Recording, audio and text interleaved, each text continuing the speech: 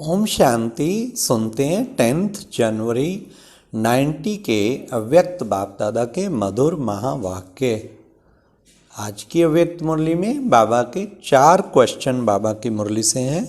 Number 1, कौन सी 3 शक्तियों के कारण सरस्वती माँ की सवारी हंस को दिखाया है। नंबर 2, सेवा में सफलता के लिए कौन सी 2 बातें परखना अति आवश्यक है। नंबर 3, सारे दिन की दिनचर्या में कौन सी बात चेक करनी है। तो आज की मुरली में बाबा ने 3 शक्तियों पे बहुत जोर दिया। एक परखने की शक्ति, एक निर्णय शक्ति, एक ग्रहण करने की शक्ति। बस इस पे बाबा ने कहा देखो, बिना परख के तो ना तो आप सेवा में सफल हो सकते, ना सवुंती में, ना माया का सामना कर सकते। माया भी जब भी अटैक करती है, आप देखना उस वक्त हम परख नहीं पाते माया का अटैक हो रहा है। रॉन्ग को राइट समझ जाते हैं, परख नहीं पाते। जब जब आप परवश हुए परख नहीं पाए, परखने के बाद फिर निर्णय कोई नहीं कर पाते, सोचते ही रहते हैं क्या करूं, करूं या ना करूं, करूं।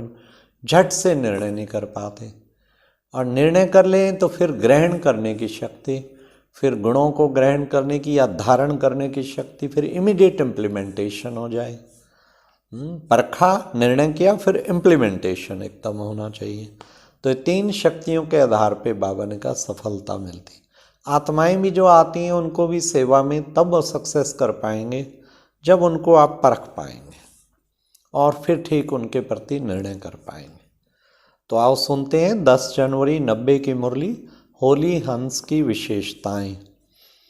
आज सर्व बच्चों को विशेष आत्मा बनाने वाले बाप दादा हर एक होली हंस की विशेषता देख रहे हैं। जैसे हंस की निर्णय शक्ति और परखने की शक्ति विशेष होती है, इसलिए ग्रहण करने की शक्ति भी विशेष है।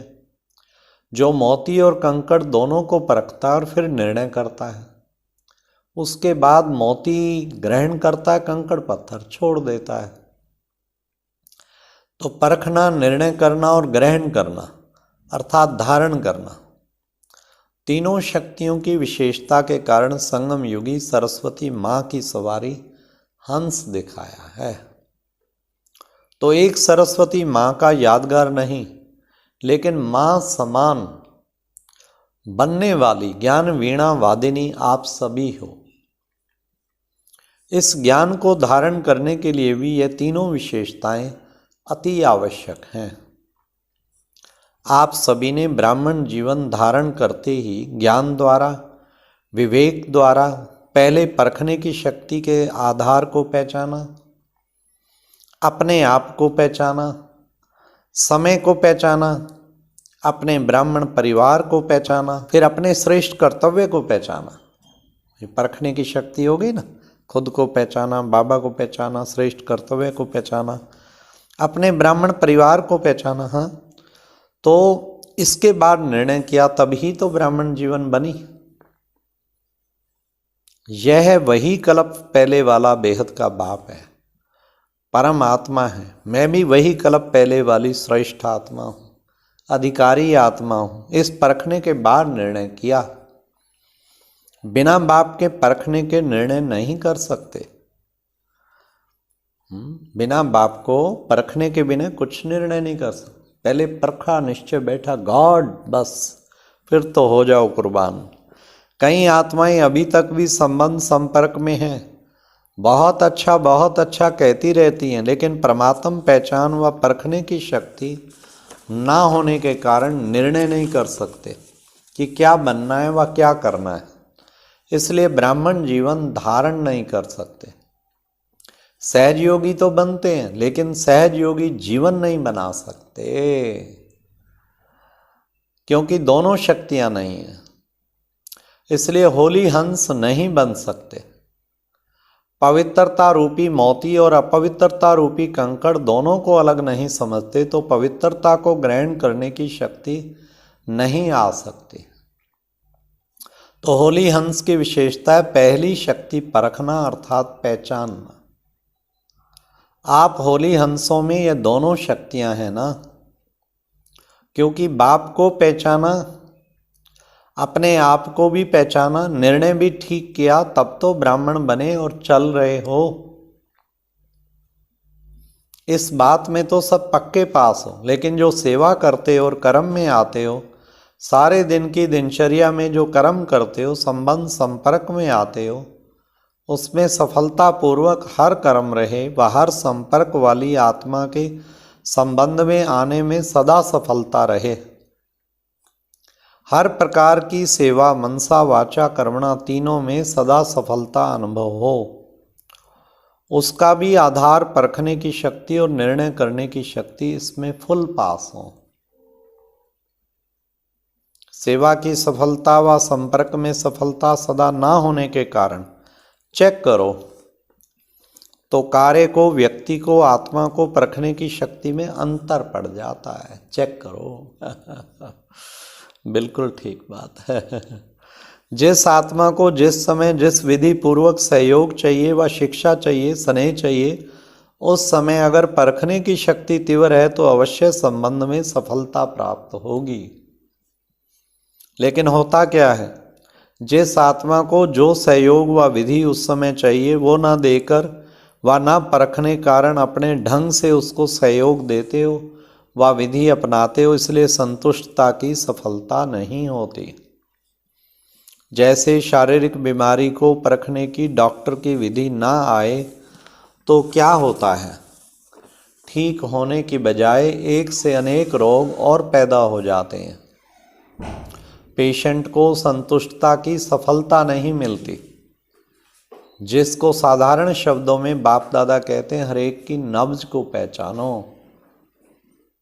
चलना और चलाना भी जरूरी है, तो क्या करना पड़ेगा, पहचानने अर्थात परखने की शक्ति को तीव्र करना पड़ेगा। इसमें अंतर आ जाता है, जिसको आप साधारण भाषा में कहते हो हैंडलिंग का फर्क है। कहते हो ना, इनकी हैंडलिंग पुरानी है, इनकी नई है। ये अंतर क्यों पड़ा? क्योंकि हर समय हर आत्मा और हर कार्य को परखने की शक्ति चाहिए। टोटल परखने की शक्ति आ गई है, लेकिन विस्तार से और बेहद की परखने की शक्ति की आवश्यकता है। उस समय आत्मा की ग्रहण शक्ति कितनी है, वायुमंडल क्या है, और उस आत्मा की सुनने की व शिक्षा लेने की मूड कैसी है। जैसे कोई कमजोर शरीर वाला हो और उसको ज़्यादा से ज़्यादा ताकत का इंजेक्शन दे देते तो क्या हालत होती, पेशेंट की बजाय पेशेंस हो जाता है, हार्ट फेल हो जाएगा, शांति में चला जाता।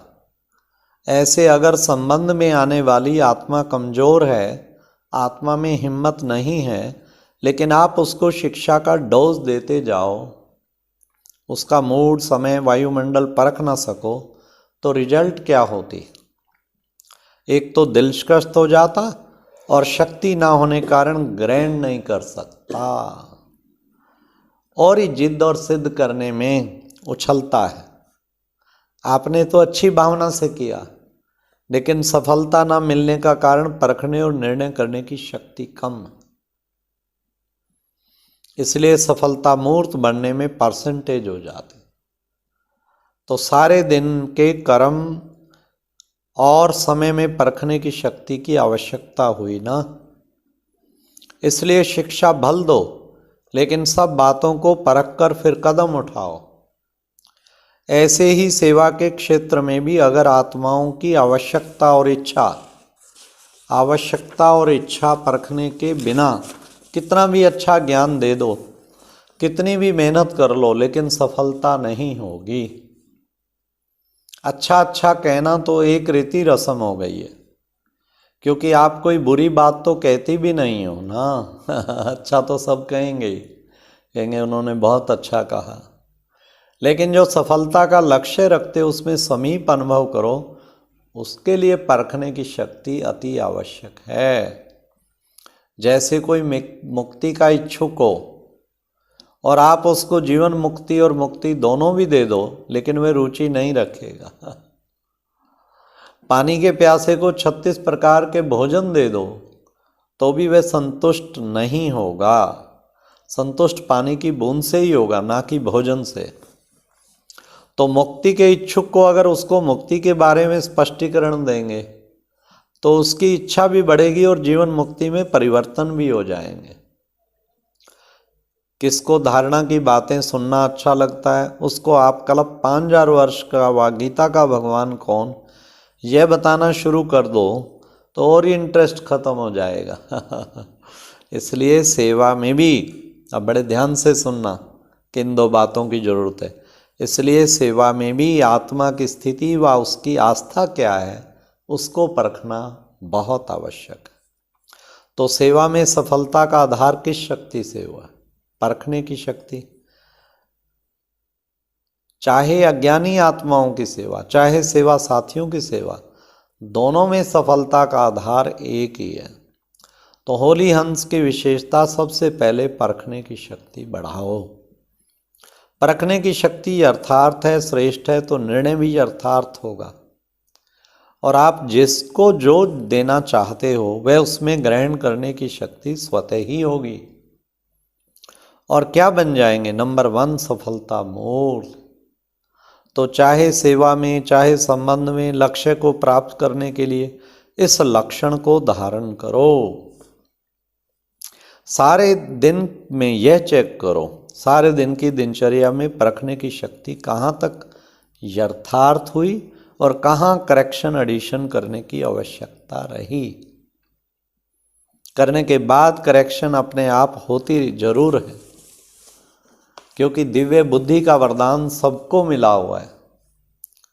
चाहे समस्या के वश व समय से, परिस्थिति के वश व कोई आत्माओं के संग के वश व माया द्वारा मनमत के वश उस समय हो जाते हैं, लेकिन समय, परिस्थिति, संग का प्रभाव, मनमत का प्रभाव जब हल्का हो जाता, फिर दिव्य बुद्धि अपना काम करती है, जिसको आप लोग कहते हो जोश से होश में आ गए। फिर महसूस होता है कि यह करेक्शन व एडिशन होनी चाहिए थी व करनी है, लेकिन रजिस्टर में व कर्मों के हिसाब के किताब में दाग नहीं, लेकिन बिंदी तो पड़ गई, बिल्कुल साफ तो नहीं रहा ना। इसलिए कहा जाता है कर्मों की लीला अति गुह्य है। टीचर्स तो कर्मों की लीला को अच्छी रीति जान गई हैं। टीचर सारा दिन क्या गीत गाती हैं, ध्यान से सुनना, कि वाह मेरे श्रेष्ठ कर्मों की लीला, कर्मों की गहन गति की लीला नहीं, श्रेष्ठ कर्मों की लीला। दुनिया वाले तो हर कर्म में, हर कदम में कर्मों को ही कूटते रहते हैं कि हाय मेरे कर्म, और आप कहेंगे वाह श्रेष्ठ कर्म। अब यह आगे बढ़ो कि सदा वाह श्रेष्ठ कर्म हो, साधारण कर्म नहीं। अच्छा, चारों ओर सदा परखने की शक्ति की विशेष आत्माओं को, सदा हर कर्म संबंध में श्रेष्ठ सफलता प्राप्त करने वाली सफलता मूर्त आत्माओं को, सदा हिम्मत और शुभ भावना, शुभकामना द्वारा परिवर्तन करने वाली शक्तिशाली आत्माओं को, सदा वह मेरे श्रेष्ठ कर्म के गीत गाने वाले बच्चों को बाप दादा का याद, प्यार और नमस्ते। अच्छा, ओम शांति। इन 3 शक्तियों को अच्छी तरह धारण करना है। ओम शांति। ये एक प्रेरणादायक वीडियो है, जरूर देखें, कोई भी मिस ना करे।